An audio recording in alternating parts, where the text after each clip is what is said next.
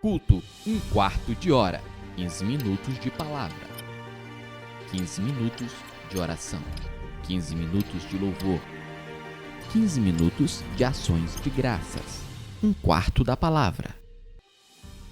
Graça e paz em nome de Jesus, e nós estamos aqui em mais 15 minutos de palavra, nesse um quarto de hora da palavra, hora da oração. Você que ainda não começou esse desafio, comece esse desafio, 1 hora de oração. 15 minutos de palavra, 15 minutos de clamor, de intercessão, de oração, 15 minutos de louvor e 15 minutos de ações de graça. Vamos nos conectar ao trono e vamos buscar de Deus o que o Senhor tem para nós. Nós estávamos falando ontem acerca da importância de orar pela palavra, a importância de clamarmos ao Senhor. Nesse ano de Daniel, o homem, o profeta que foi reconhecido como profeta da oração. Então nós precisamos estar desenvolvendo essa comunhão, essa intimidade, esse relacionamento com Deus através da oração. Pode-se arranjar qualquer desculpa para a pobreza espiritual num culto, mas o segredo verdadeiro se resume na falta de oração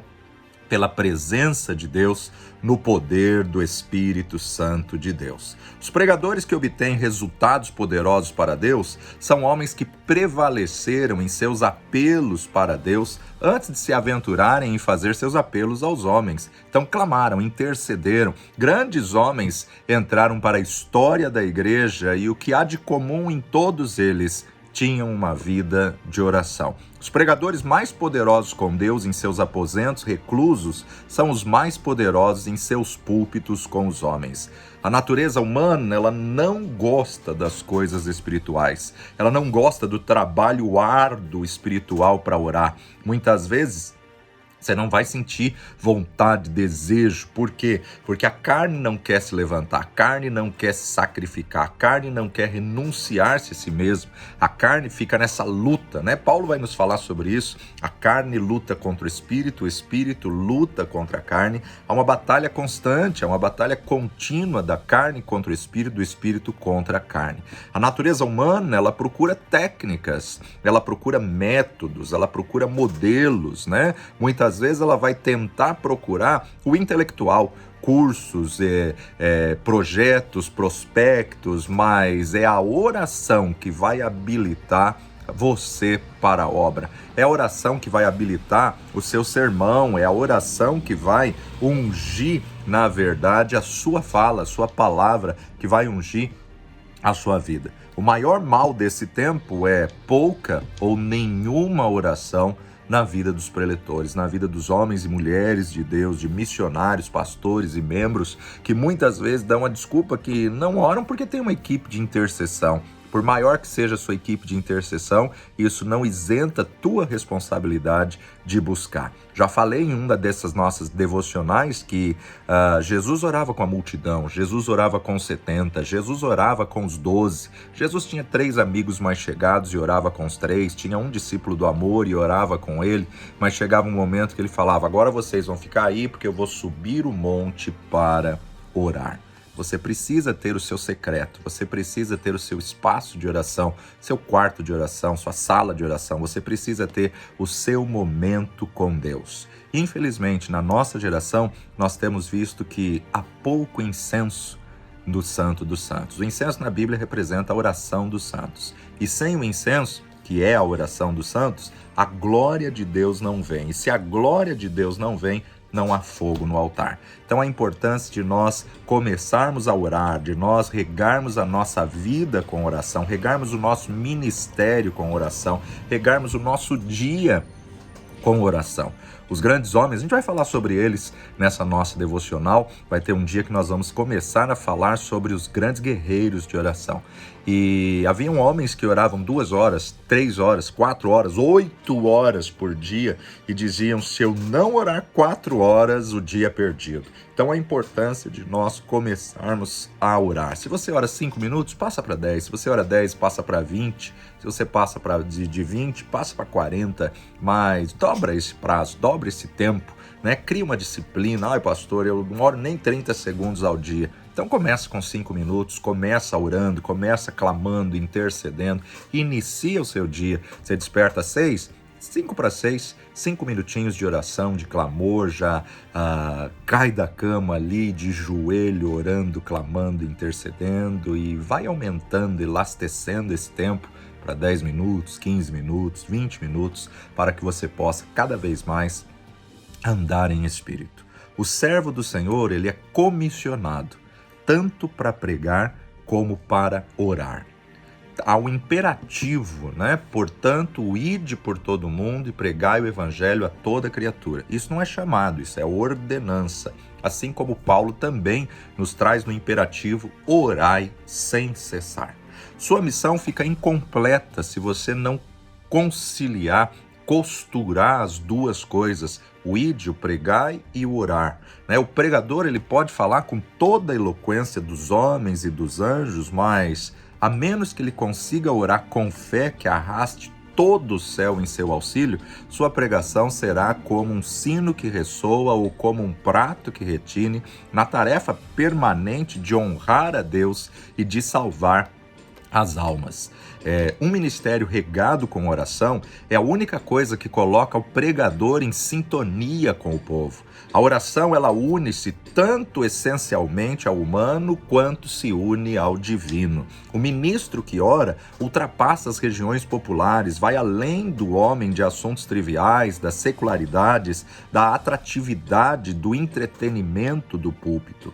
Para passar, na verdade, dessa esfera, Ele passa para além do organizador ou general eclesiástico e atinge uma região mais sublime e mais poderosa, que é as regiões celestes, as regiões espirituais.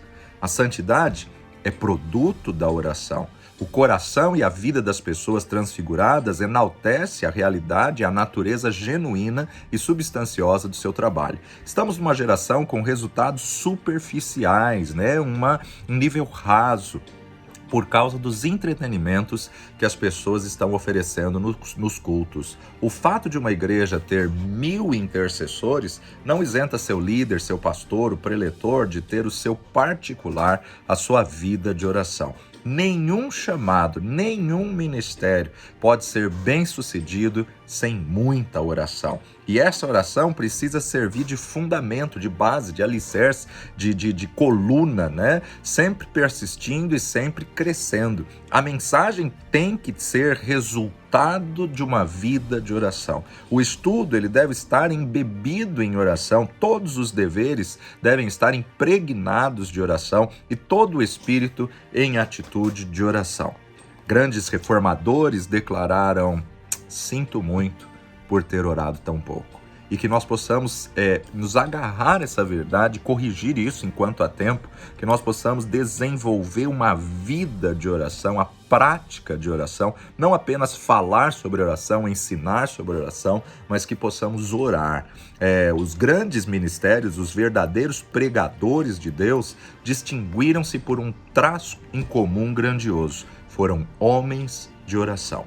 A oração é a arma mais eficaz e mais poderosa de um soldado de Deus. Por isso que o grande ditado, que é uma grande verdade, nos diz: pouca oração, pouco poder. Nenhuma oração, nenhum poder.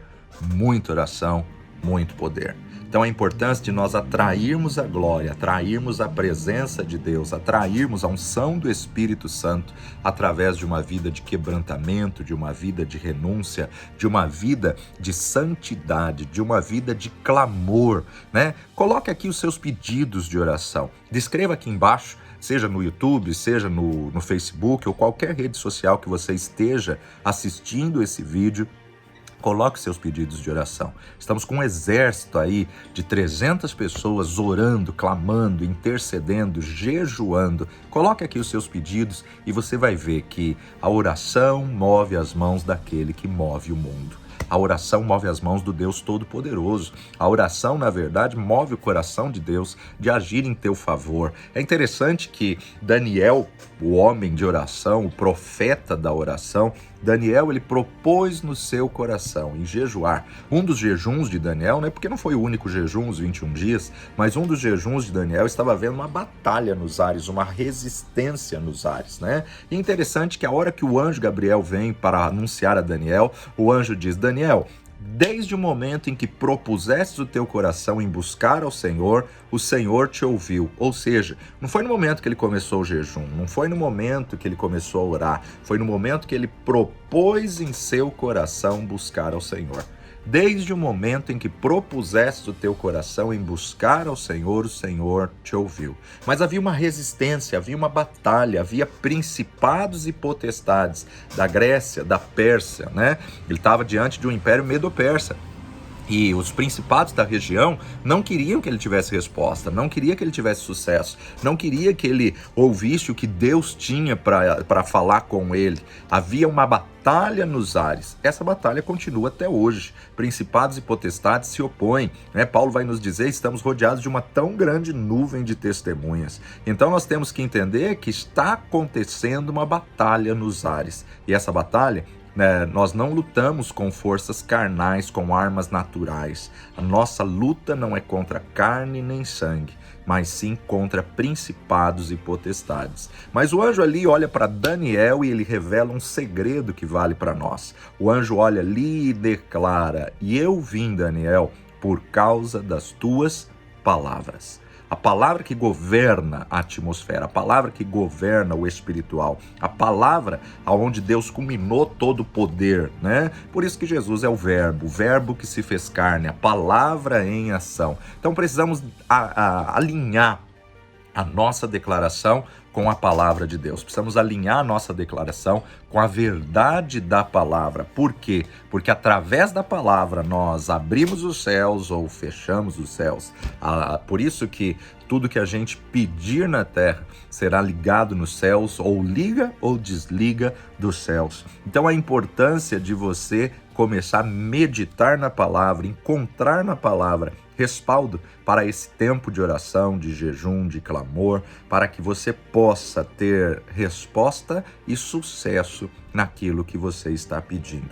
Clama a mim e responder-te-ei, anunciar-te-ei coisas grandes e firmes que não sabes. Deus quer anunciar coisas tremendas, mas ele só pode anunciar isso através de crentes que oram, através de homens e mulheres simples, mas que tenham uma vida reta, íntegra, uma vida de oração, tenham um comprometimento com oração, tenham, na verdade, uma busca incessante por Deus, né? Clama a mim, responder-te-ei. Deus mesmo disse a Salomão: se o meu povo que se chama pelo meu nome se humilhar, se orar, se buscar a minha face, se converter dos seus maus caminhos, então eu ouvirei dos céus, perdoarei os seus pecados e sararei a sua terra. Quando Deus quer agir e quer mover na terra, ele leva o seu povo a orar, ele leva o seu povo a interceder. Sempre que Deus quer fazer algo grande na terra, ele vai desafiar o seu povo à oração. Temos que gerar um avivamento, temos que gerar um derramar do Espírito. Isso só pode acontecer se nos convertermos em homens e mulheres de oração. Pai de amor e Deus bendito, desperta-nos, ó Pai, para a oração. Desperta-nos, Senhor, para este tempo. Tira todo cansaço, toda fadiga, toda indolência, sonolência, toda letargia, meu Pai. Em nome de Jesus, perdoa os nossos pecados, perdoa as nossas falhas, fraquezas, negligências. Perdoa, Senhor, em nome de Jesus, toda iniquidade, toda transgressão dessa geração. Nós rogamos, meu Pai, tem misericórdia de nós. Tem misericórdia da nossa geração, desperta-nos, ó Pai, para a oração. Que o Teu Espírito nos conduza. Não sabemos orar como convém, Pai, mas o Teu Espírito nos ajuda nas nossas fraquezas. Vem, Santo Espírito, e aviva-nos. Vem, Santo Espírito, e desperta-nos. Vem, Santo Espírito, e move-te em nosso coração, no nosso interior. Dá-nos estratégia de oração, dá-nos direção de oração. Não deixa apagar o pavio que fumega. Acende o fogo, acende a chama, Senhor, que possa levantar, ó Pai, essa chama em diversos lugares do Brasil e do mundo, despertando o Teu povo para o clamor, despertando o Teu povo para a oração, que possamos ter fome e sede da Tua presença, fome e sede, ó Pai, de estarmos contigo, fome e sede da comunhão contigo. Ensina-nos a orar, meu Deus, e leva-nos a cada dia onde possamos ouvir a Tua voz, onde possamos ouvir a Tua palavra no nome precioso de Jesus. 1 hora de oração, culto de 1/4 de oração, né?